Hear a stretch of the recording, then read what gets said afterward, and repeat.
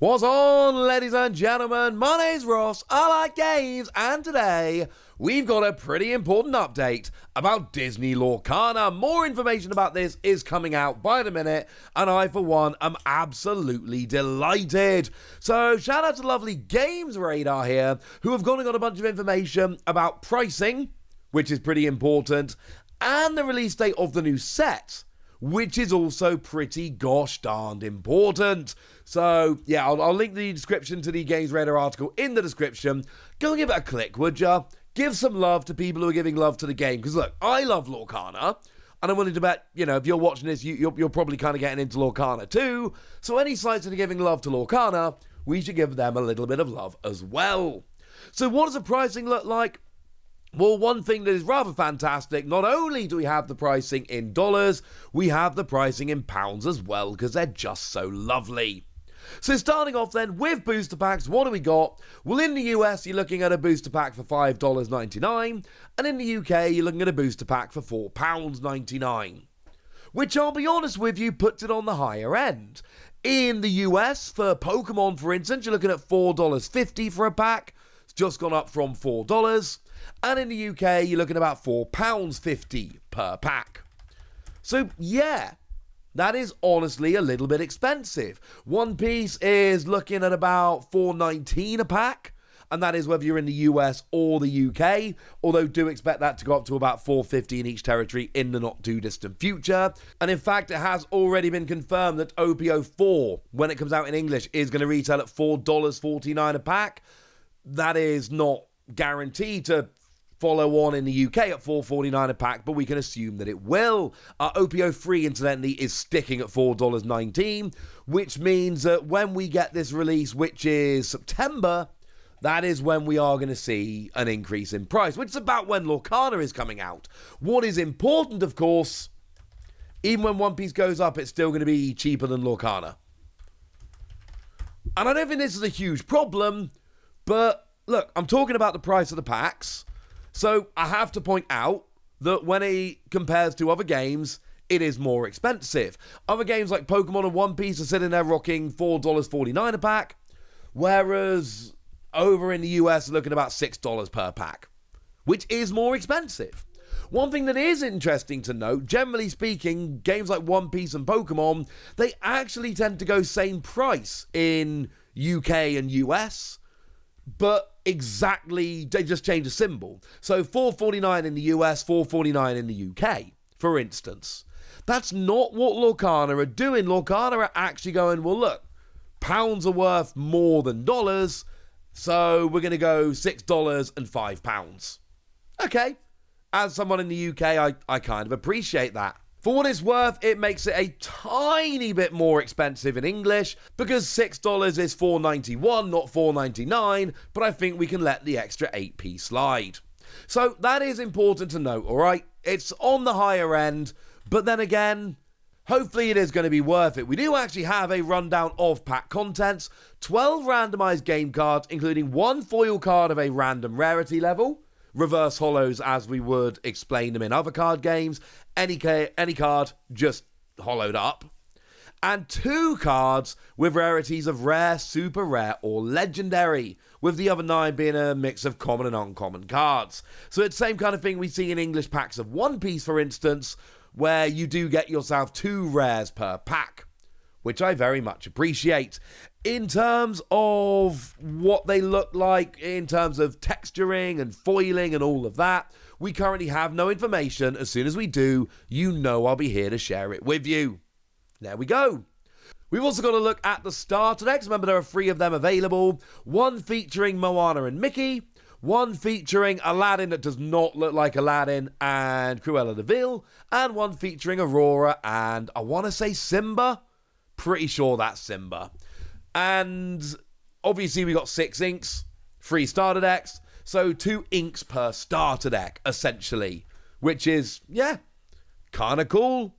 And you do get yourself a random booster pack in there, or a booster pack of the set, along with a couple of other accessories which aren't going to be too much, I'll be honest with you. Like, there's a paper playmat, don't worry too much about it. So they're pricing at $16.99 if you're looking at US dollars, $22 Canadian, or £18 in the UK. Again, if you compare that to other card games, that is slightly on the high side, but you also do get a booster pack in that. So in the US, it's really like, instead of being $17, it's really $11 for the starter deck. In the UK, instead of being £18, it's really £13 kind of thing, because you can take off the cost of the booster pack. I didn't tell you before, but it turns out the packs in Canadian dollars are $7.99. They are $8 Canadian. So, yeah, take of that what you will. Now, we've also then got the gift set. Now, the gift set looks very, very cool. You get 4 booster packs, 2 lore tracker tokens, but again, it really depends what they're going to be made of. If they're fancy metal, yay. If they're just cardboard pop-out things, boo. And 32 damage counters, again, same thing. But you also get your Hades and Mulan cards that are essentially, you get the regular version and you get the jumbo version, which really is a reason to buy this. I mean, if we look at price-wise, the US is coming in at $30, Canada's coming in at $40, and the UK is coming in at $27.99. But it's coming with 4 booster packs, so in the UK, you're basically paying £8 for the 2 promos, the 2 jumbo promos, and the tokens. In the US, it's $24 for 4 packs. So you're basically paying $6 for the promos, etc. Yes, you will notice when we get to this product, UK ain't doing so good. We are getting a little bit more, well, hard done by, maybe is a way to put it. You know, $30 should be $24.50, not £30. But, and I do think this is extremely important, this happens in every card game. It's because lots of production, etc. is done in the US. So it is essentially cheaper to sell it in the US than it is over here. There are extra costs incurred. If you look at things like One Piece, Pokemon, etc., those games will also, if you convert dollars to pounds, we do actually end up spending a bit more than we should. It doesn't really matter. It's, well, I mean, you can like it or lump it, basically. It's one of those things. I'm not complaining. I'm pointing out the way currency conversion works. I'll be honest with you, I'm picking up one of these gift sets because I am an absolute sucker for exclusive promos. I'm assuming they're exclusive to this set. They seem to be. And then we've got the Illumineer's Trove. This is the big fancy one. Now here we got $50 US, $65 Canadian, and £50 UK. If anyone's wondering, $50 should work out at £41, not $50. But again, there's reasons why every card game is a little more expensive in English, or in England, I should say, than in the US, where it's generally printed in English as well. Now here you get yourself 8 booster packs. So in the UK, that's £40 worth of booster packs. You are essentially paying an extra £10. In the US, it's, I think, $48 worth of booster packs. I think $6 times 8 is 48. That sounds right, doesn't it? Yeah. So the extra stuff in the Illumineer's Trove only actually sets you back $2. And in Canada, $8 packs is $64. So you're paying an extra $1 for everything else in here. So, yeah. Basically, especially in the US and Canada, you are paying so little extra for the Illumineer's Trove, it's kind of silly to not buy it. Like, if you want to buy 8 packs in the US and Canada, the Illumineer's Trove is an absolute no-brainer. In the UK, we're paying an extra tenner, which means it is actually worth having a little bit of a think about whether you want to spend the extra £10. But in the US and Canada, it's $2 and $1. So, yeah. I would say to go and get it. Now, as well as your packs, you get yourself a full art storage box, 2 full art deck boxes featuring Aurora and Mickey Mouse. I wouldn't get too excited, I'm assuming they're cardboard. 15 damage counters, same deal. A 50+ page, full colour player's guide printed on thick and glossy paper with art from the game, deck building tips, strategies, powerful card combinations direct from the design team, a checklist of cards, and a visual guide to Disney Lorcana. This is why I'm getting this, incidentally. No question at all whether I'm buying it. I want the book. I desperately want the book. It's up to you whether you really want it, but for me, the book alone makes this worth it. And then, of course, you've got a storage box and all the other stuff, which is extremely cool. Now, in terms of set 2, we don't have much information at all. Nor should we. Set 1's not out yet. Set 1's not out till August, and it's March. It's coming out in local game stores in the US on August the 18th, and the full release on September the 1st. For set 2, it's getting a release in LGS, your local game stores, on November the 17th, and a full release on December the 1st. But I think it's really important to note, I love this.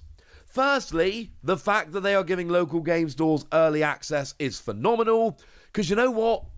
We need local game stores.